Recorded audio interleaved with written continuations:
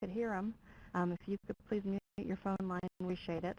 And in that audio pod on the upper left-hand corner, it does provide you the call-in number and the participant access code and the instructions on how to mute your phone line. If you don't have a mute button, you can press star 6 on the phone's keypad. The other thing you can do is if you don't call in, you can always listen to the audio through your computer and then just pose questions in the pod that I'll talk to you about in a minute. Below the audio information pod is the attendee list, and below that we have a file share pod.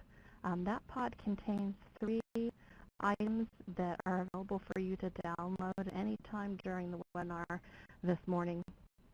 File share pod items, you would have to click on the name of each item in turn, and then once you click on the name of a file, it activates the download file button on the right-hand side on the bottom of that pod, and you can download those 3 files. Our presenter, Tiffany, I know will be talking to you about what's in that file share pod, so you don't have to download the files for this minute. Below the file share pod, we do have a chat box where if you want to pose a question, you can, and then I'll be assigning questions to our presenters this morning for an answer, and then we'll go ahead and publish the question and answer together. So moving to the right of that chat pod, we have the main screen of the webinar. For those who just joined, if you wouldn't mind muting your phone line, we'd appreciate it. Just use the mute button on your phone or press star 6 on the phone's keypad. Thank you. The main screen of the webinar, we have in the background the opening slide of the presentation. But in front of that, we've got some poll questions. If you haven't answered those poll questions yet, please do so now because we'll be taking those down momentarily. And then you'll be able to see the presentation as we move through it. So we are attempting to record the webinar this morning. Please don't let it hinder you from asking any and all questions you have.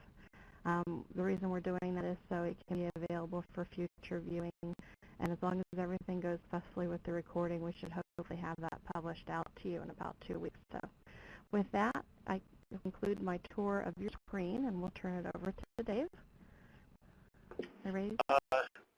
Hello, everyone. This is Dave Seach. I'm with the ODOT Office of Transit. I'm a transit manager. I welcome everybody today to participate in this webinar.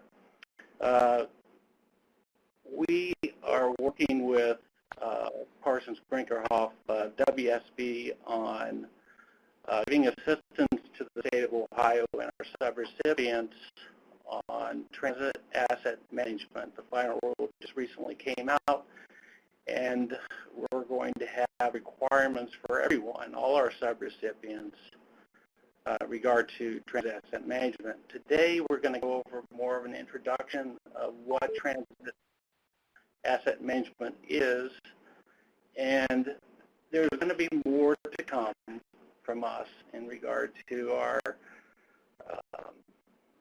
we're going to work with each of you on transit asset management. So I am going to introduce Tiffany Batak of PV to go over the transit asset management, and please go ahead and ask questions and as they come up. And okay, Tiffany, if you want to go ahead. Great. Thanks, Dave, and thanks, Victoria. Perhaps we can go ahead and just review quickly the poll question that we have here. If you haven't had a chance to do so, please go ahead and answer those now. Victoria, is there a way to enlarge the pods? To enlarge the poll question pod? Mm-hmm. Yeah, I'll try to do that right now. Okay, perfect. Thank you. Uh-huh. Okay, great. So it looks like we've got about 52 attendees on the call, and so it looks like most of you have responded. So there's many. Let's see. The first question: how many people are viewing in the webinar location? So it looks like there's quite a few single folks there. from their computers. And how familiar would you rate your understanding of TAM and/or FTA's TAM final rule?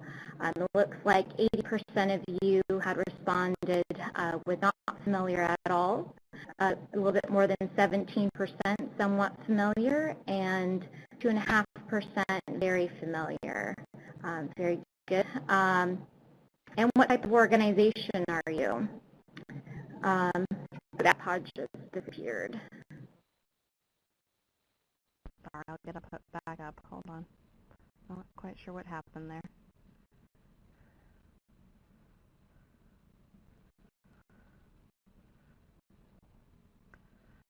Technology isn't always what it's cracked up to be sometimes.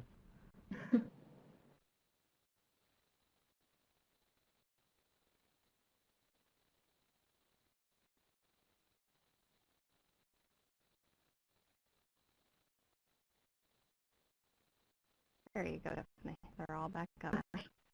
Great, thank you. So what type of organization are you?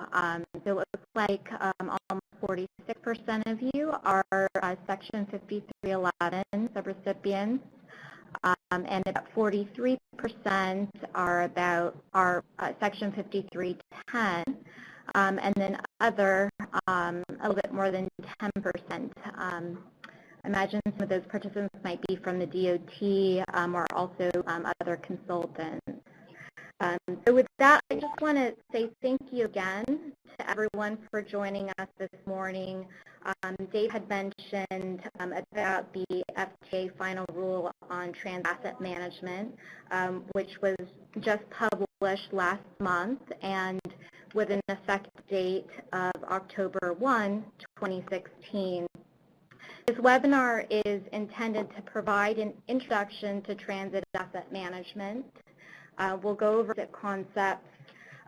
What is an asset? What is asset management?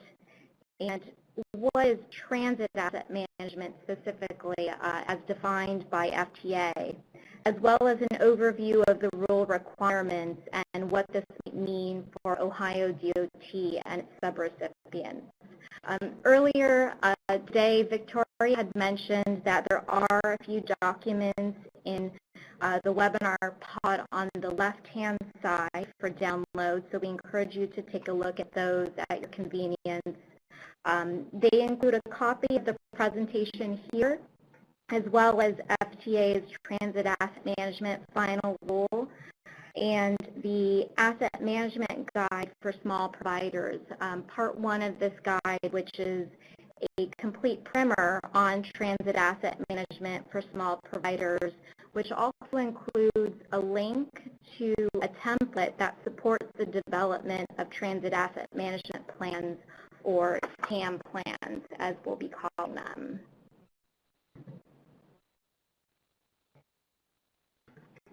Okay, so let's start with some introductory terms and concepts. What is an asset? An asset is something that has potential or actual value to an organization. It can be tangible, intangible, financial, or non-financial. Assets are really there to support a business to meet its objectives. So this could even include human capital, for example. But the focus of this webinar is on physical assets.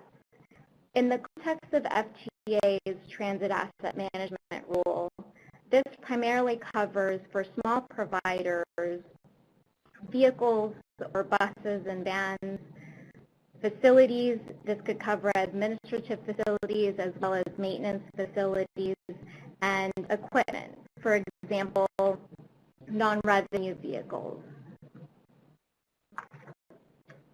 Asset management is a process of resource allocation, optimization, and utilization.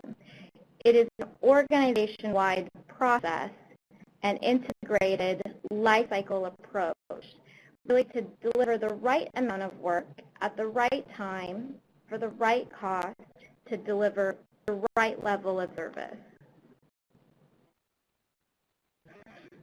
There is a common misconception about asset management, that it's just maintenance or it's just technology. And those are absolutely pieces of asset management. But the point to drive home here is that asset management is not just about maintenance, and it is much more than just technology. It's a whole life approach that involves these 5 major elements involving people, processes, technology, data and information, and continual improvement. It's about people because people do asset management. It requires an organization that works together with competencies and skills mapped. It also involves those processes to manage the life cycle of assets, as well as quality asset information to really improve decision making. And also technology to support the capture and integrated management of information, as well as ensuring a mechanism for continual improvement. Now, the STA specifically defines transit asset management as a business model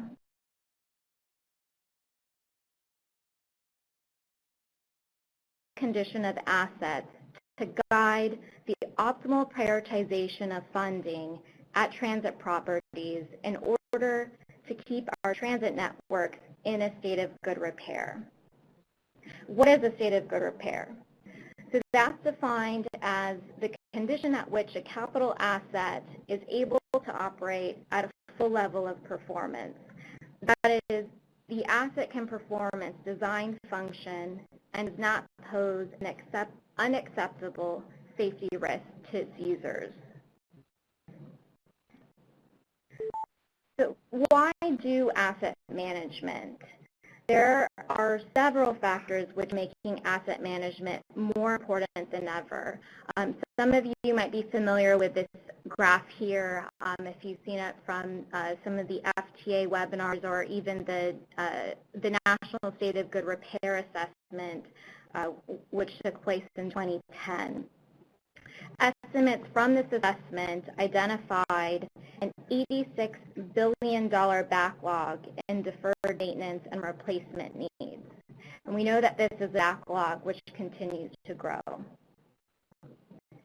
In 2013, FTA estimated that more than 40% of buses and 25% of rail transit assets were in marginal or poor condition. Transit asset management, or TAM, is a model that uses asset condition to help prioritize funding to achieve or maintain networks in a state of good repair. Many agencies use asset management to help them set priorities, especially during times of limited funding. For example, some states might adopt maintenance-only policies because of funding shortfalls that prevent them from investing in system expansion. There are many benefits to an organization and to the individual who maintains the assets, why they should do asset management. These reasons would include, but not be limited to, the illustrative listing here on the screen. Smaller agencies will benefit from setting out clear requirements. You'll not only have a better understanding and usage of data and information to improve decision-making and planning, but you'll also have a greater engagement of the workforce, including leadership, communications, and cross-disciplinary teamwork, and really a better alignment of goals and resources.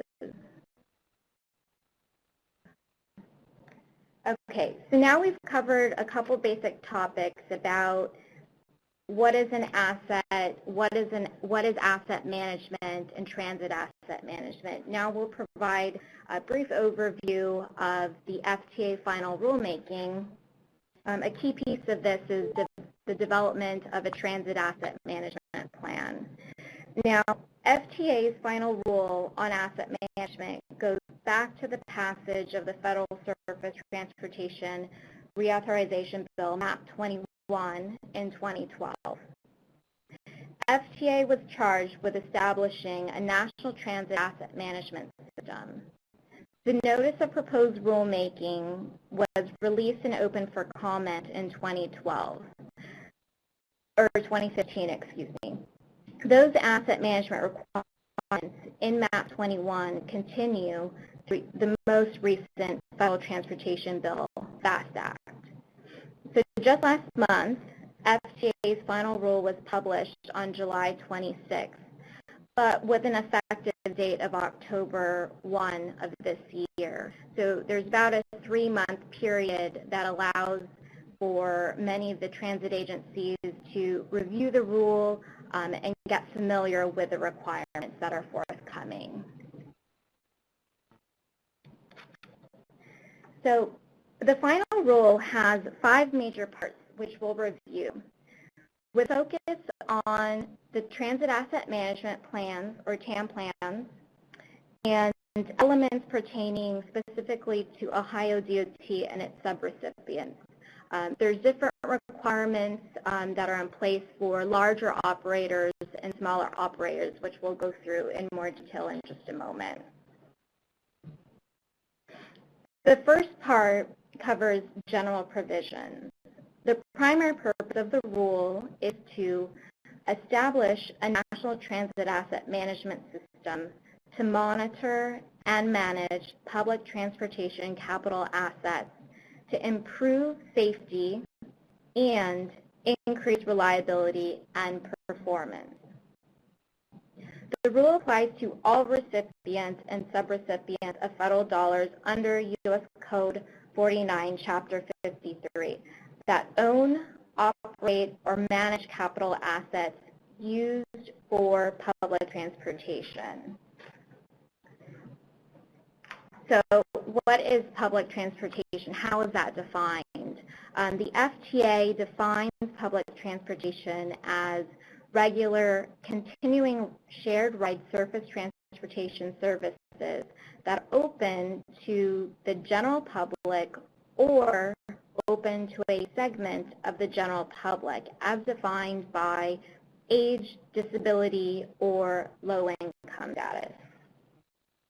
So for example, if a subrecipient provides transportation to specific assisted living facilities and or group homes, this would still be included in the group transit asset management plan required under this rule. Under FTA's TAM final rule, there are requirements that pertain to 2 levels of providers, which I had mentioned just a minute ago. These are known as Tier 1 and Tier 2. Tier 1 on the left-hand side, this mostly focuses on larger operators. For example, those that operate rail or more than 100 revenue vehicles. We will primarily be focusing on Tier 2, which covers small providers, those subrecipients of 5311 funds. It can also cover American Indian tribes or agencies with 100 revenue vehicles or less. Tier 2 can also cover those subrecipients under 5310 funds that do not receive direct federal funding. In Part A, it was stated that the prime purpose of the rule was to establish a national transit asset management system to monitor and manage public transportation capital assets to improve safety and increase reliability and performance.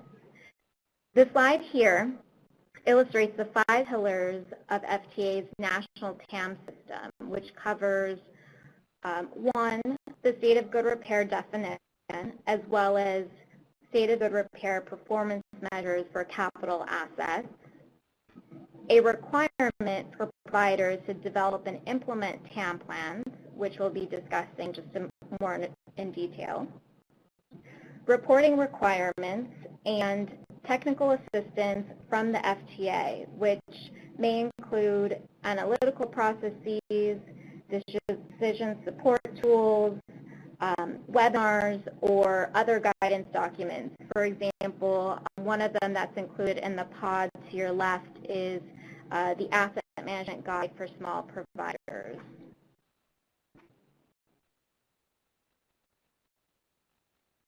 The development and implementation of TAM plans is one of the key components of the National Transit Asset Management System and final rule. The TAM plan is a living, iterative document that supports the practice of TAM, using the condition of assets to guide the optimal prioritization of funding in order to keep our transit networks in a state of good repair. There are varying requirements for the development and implementation of TAM plans, depending on if you are a large operator, Tier 1, or a smaller operator, Tier 2. For Ohio DOT subrecipients, many fall under the Tier 2 category and are only responsible for those items 1 through 4 on the screen here. I apologize for the formatting there.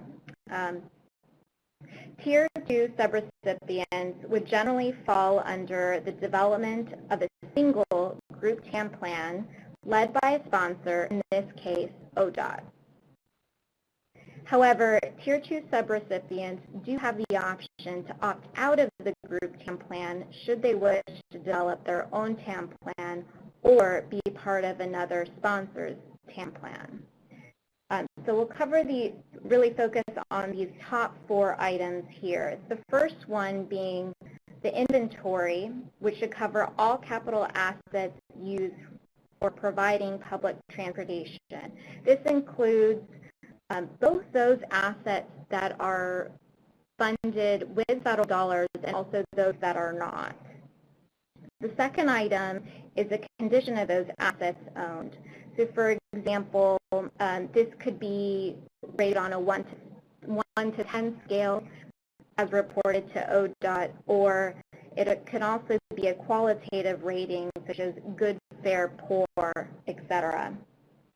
The third item involves decision support tools to assist in capital investment prioritization.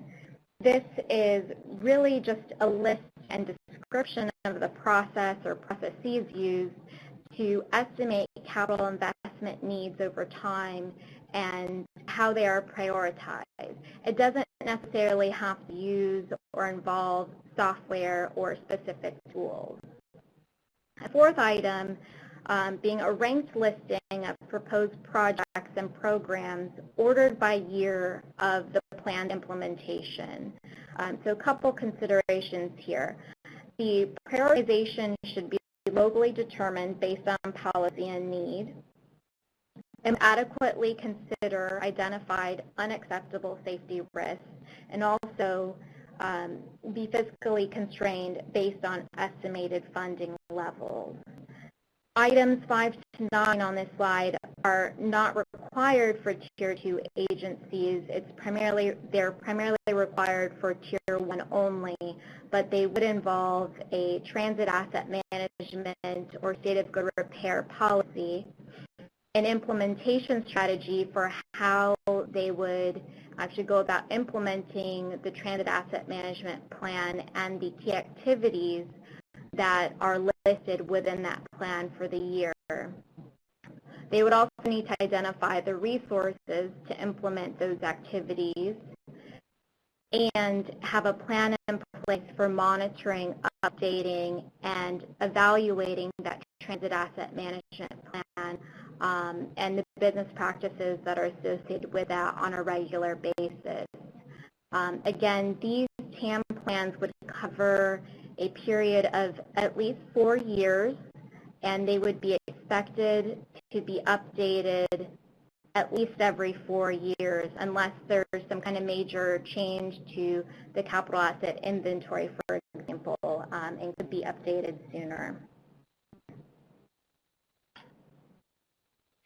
The FTA defines 4 major transit asset categories. So these include rolling stock, equipment, facilities, and infrastructure or fixed rail guideway. only the first three are applicable to small providers. Thus, in your inventory development, you only really need to account for 1, revenue vehicles, for example, buses and vans. 2, equipment, for example, non-revenue service vehicles and maintenance equipment. A key note here, it's really just the equipment that is valued over $50,000. So for example, you might include a vehicle lift, which is valued over $50,000, but not required to include other equipment such as radios, which are under $50,000. Even if the procurement package includes a large set of radios, let's say valued over $50,000, the individual asset value is still under that threshold. And the third category being facilities. So there are 3 classes of facilities that the FTA has described. These include support facilities, which can involve administrative or maintenance facilities, passenger facilities. This would primarily cover bus transfer stations as an example, but it would not include bus shelters, and parking facilities, which can cover parking garages and or park and ride lots. Again, all assets used in the provision of public transportation, regardless of whether the assets were funded with federal dollars or not, are to be included in the inventory, with the exception of the equipment valued less than $50,000. Subpart D of the final rule focuses on performance management. Required performance measures to assist in evaluating whether an asset is in a state of good repair. Again, an asset is in a state of good repair if it can perform its intended function, its use does not represent an unacceptable safety risk, and its lifecycle investment needs have been recovered. The useful life benchmark, or ULB, is a term you'll find used frequently in the development of performance measures and targets for assets, particularly under this rule. A quick note here, it does not have the same definition as useful life in FTA grant programs. ULB is defined as the expected life or acceptable period of use in service for a capital asset, provided your unique operating environment. For example, for one agency, a ULB for a bus might be set at, let's say, 15 years, whereas for another agency, it's set at 10 years. FTA is also making available default ULB values. In this case, for a bus, I believe FTA's default ULB value is 14 years for a bus. So these agencies can have different ULB set for that same asset class depending on their operating environment. So it could be dependent on the geography, service, etc. The actual performance measure for the asset categories are defined by age for rolling stock and equipment. Again, a quick note here on the equipment. It's only for non-revenue service vehicles, direct capital responsibility. And condition, as described by FTA's Transit Economic Requirements Model, or TAM, on a 1 to 5 scale, where 1 equals poor and 5 equals excellent, that for facilities. More information will be forthcoming by ODOT on the performance measures and targets, but essentially the performance measures and targets are to be assigned by asset class, and it would be at least one measure and target covering all participants of the group TAM plan. So, for example, let's take vans as an asset class. If ODOT sets the ULB for vans at 5 years, the performance target would need to be no more than X% of its van fleet greater than or equal to that 5 years of age.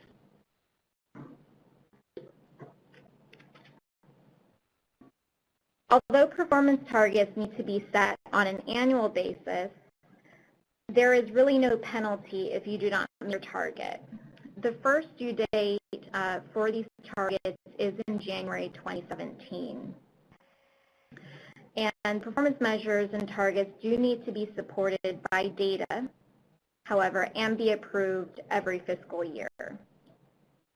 ODOT will be coordinating with its subrecipients and MPOs in the development of these performance measures and targets in the coming months. The last section of the rule involves record keeping and reporting requirements for transit asset management. TAM plan records and documentation must be kept at all times and shared with MPOs and providers. There are 2 reports that are to be submitted annually to the NTD. These include, 1, a data report with the state of good repair performance targets, and also an assessment of the system condition and performance. And secondly, a narrative report, primarily a description of the condition changes and progress towards meeting the targets that have been set for that year. Okay, so what does this mean for Ohio DOT and its subrecipients?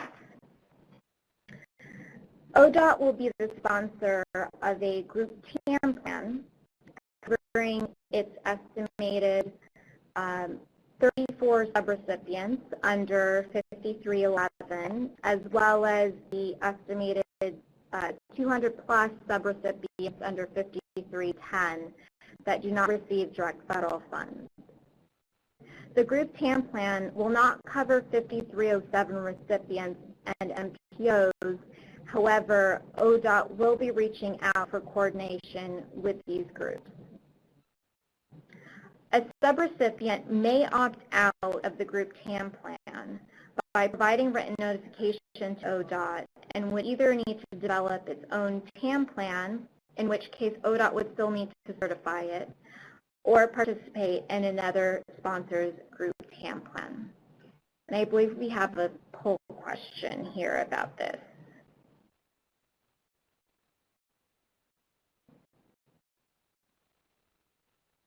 Great. So the question here is, does your agency anticipate developing your own TAM plan, or do you anticipate participating in the group TAM plan?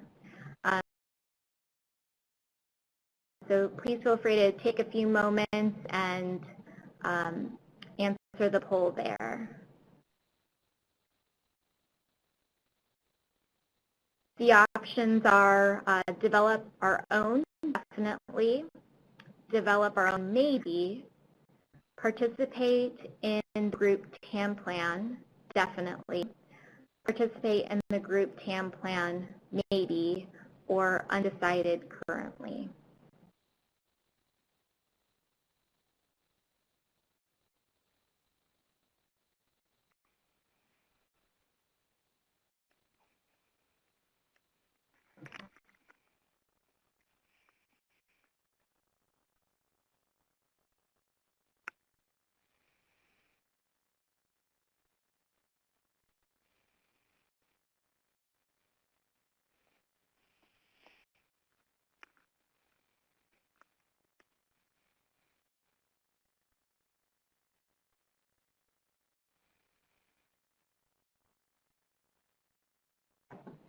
Looks like folks are still filling out the poll, so we'll just give it about a minute. But it looks like about 58% of you will definitely be participating in the TAM plan, 60% now. And at least one participant will be developing their own TAM plan. and it looks like 4 participants may participate in the group TAM plan, and 12, or about 28%, are undecided currently. Great. Thanks for responding. So we'll go ahead and continue with the next steps.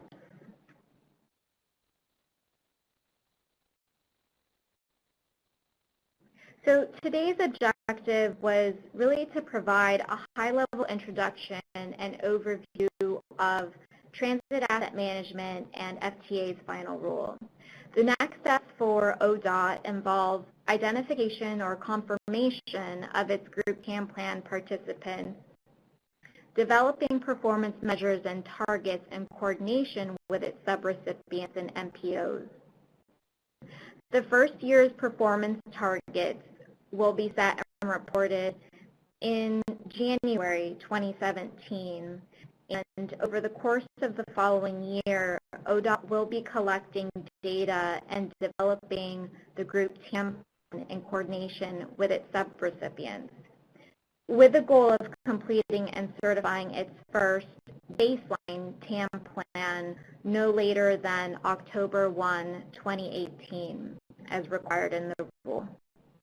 The TAM plan again would cover at a minimum 4 years of information and updated at least every 4 years or sooner if there are any major changes, for example, to its capital inventory.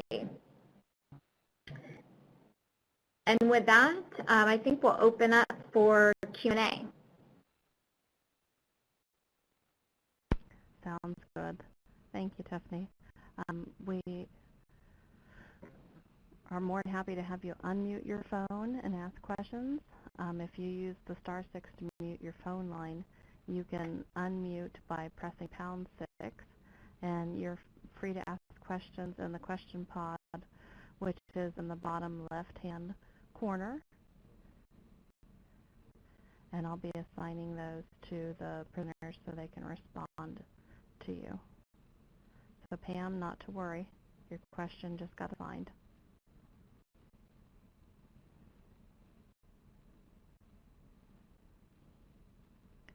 While we're waiting for the presenter to review that question, if you do have any other questions, please feel free to go ahead and type them in or to just unmute your phone line and ask questions.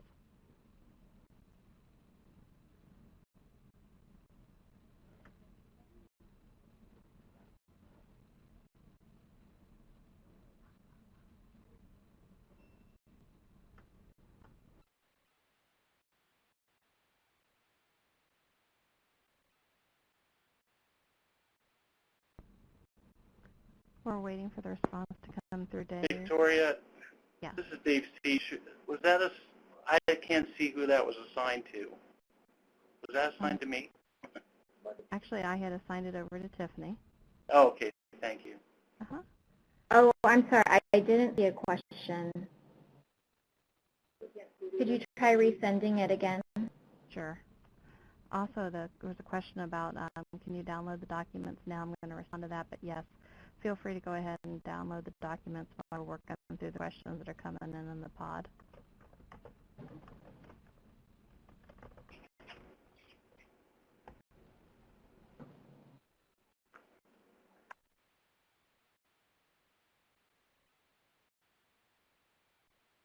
Tiffany, I just reassigned that question to you again from Pam.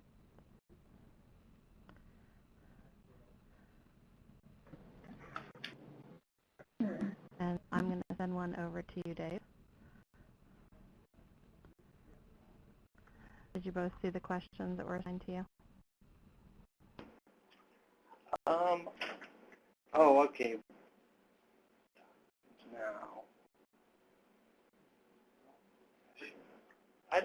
I still don't see. Can you maximize that The question pod? maybe, because I think our screen resolution is not very good. You can. Okay. I'm going to have to take down the main pod that has the presentation in it, and I'll just move the question and answer pod over. We'll make that larger in size. Oh, okay. Can you see it better now? Yes, I do. Still. Good. But I don't see the question that was presented, Victoria, to me. Yeah, I don't see mine either, Victoria. Okay. Well, I'll just read them off, and you guys can give me the answers, and then I'll Okay. type it in. So the first question that came in was from Pam, and she wanted to know, will engine running miles ever be considered for city-only service? Engine running miles.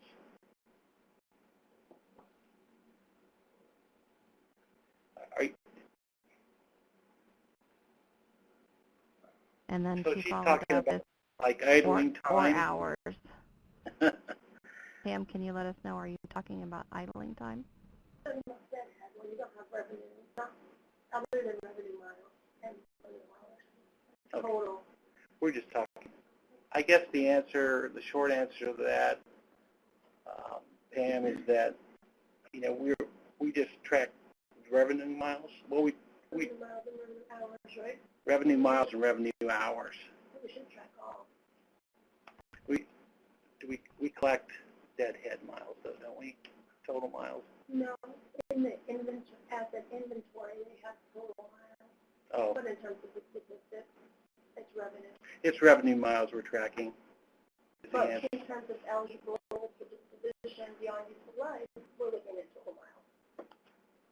So, Okay. we're on the right, are we on the right path with what Pam's question is? I'm not sure, but we look at both of them. Okay. So it's in regard, and maybe you heard that, Pam, but in regard to disposition of vehicles, we're tracking total miles on the vehicle. See what I'm going to do. I'm going to go ahead and open up just a regular chat pod, and I'm Okay. going to take down the Q&A pod, and we'll put the chat pod up, and that way everyone can just type directly into that and respond to it. So if you've asked a question that hadn't been answered yet, if you could just re-enter it, and that way the presenters can respond to you, we would appreciate it.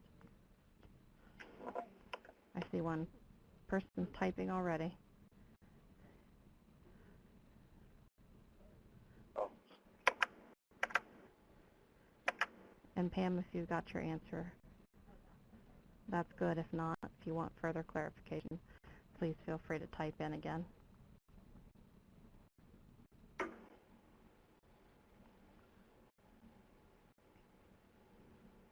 And for that fact, anybody else who has a question, please feel free to go and add it to the chat pod.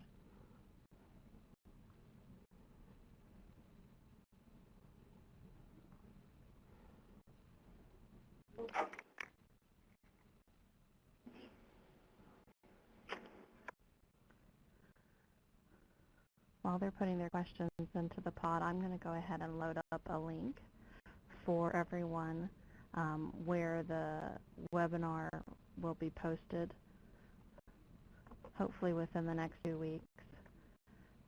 You can feel free to save that link. I'll also be emailing everybody who registered to make sure that you know once the recording of the webinar goes live. So there's Pam's question.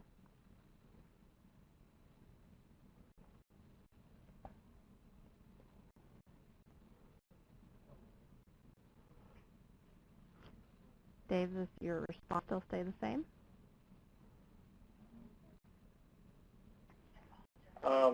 Yes, wear and tear on the vehicle and running time considered as a replacement.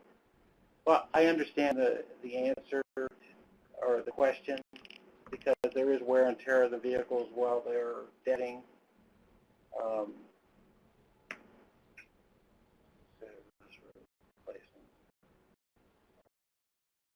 Well, the answer is we haven't made a decision on that yet in regard to considering those wear and tear on running time, based on running time.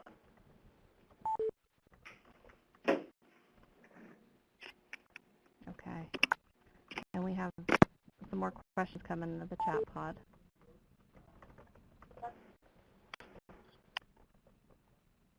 Now, Dave, once the decision is made, can we send that out to everyone? Yes, we can.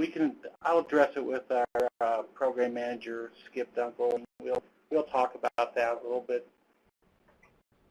about whether we can address that question like Pam and others. Great. All right.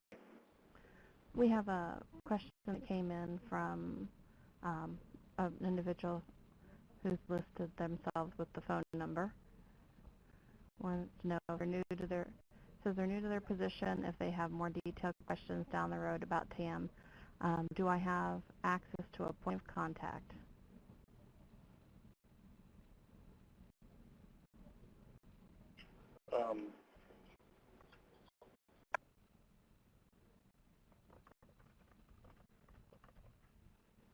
So would that be yourself, Dave?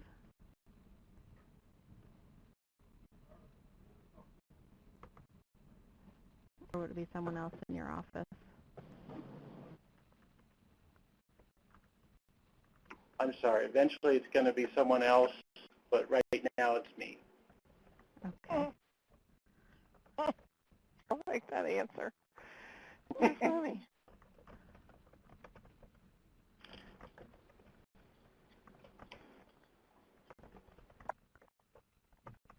All right, and then we have a question from Jeff. It says, we are a 5310 recipient. Can you explain again what 5310s need to follow this?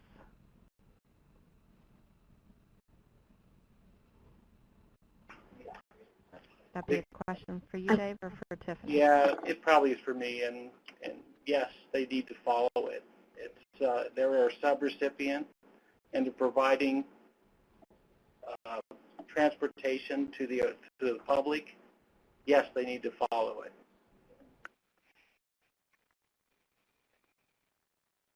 Jeff, did that answer your question? Please let us know. We do have another question from Rich Wood. Hour meters could be installed on vehicles to track engine running time. I guess that's more of a comment. So.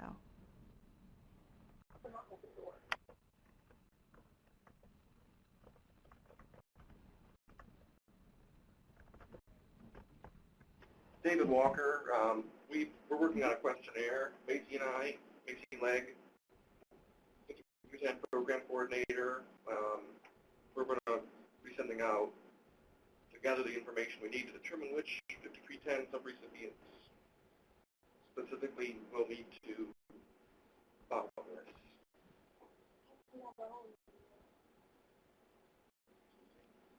That's great. When you have that questionnaire ready, could we send it out to the list of individuals who signed up for this webinar?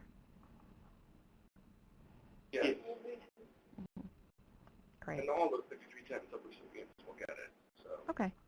But all the 5311s are definitely going to be following this. So. Great. Wouldn't need to send it out to them. Good. And Jeff typed in a comment. Says, yes, thanks. I was thinking that you said something about direct federal funding and 5310, so I was just making sure I understood correctly. Looks like we've got a question coming in from Jessica right now. We'll give her a second to type that in. If anyone else has questions, now's your time to ask them. Please feel free to type them into the chat pod. If we don't have an answer right this second, we'll work on getting one and getting it out to you. Jessica wants to know, what is the anticipated timeline for developing the group plan and for implementation? Who would like to take this question?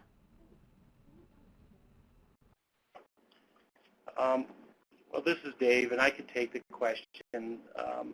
We're going to be working with PB and Tiffany on developing our group TAM plan within the next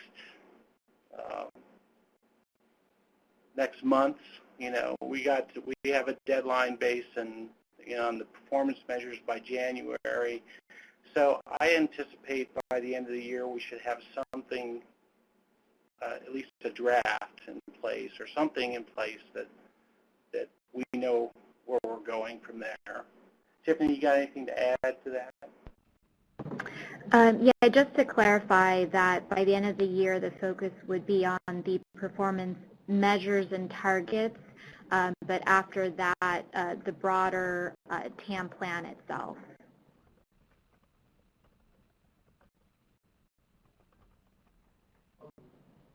Great. And I thought I saw someone else starting to type in a question.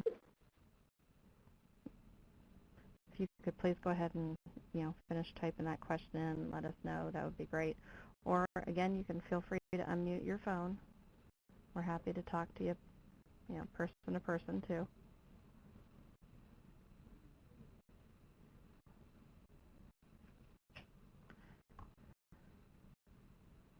Okay. Well, it doesn't look like that individual's going to send the question through after all, so hopefully, Jessica, we got you your answers there. It doesn't look like any other questions are going to come in right now, so we want to thank you for participating in the webinar this morning. Again, we'll be sending out a link to the recording as long as everything was successful.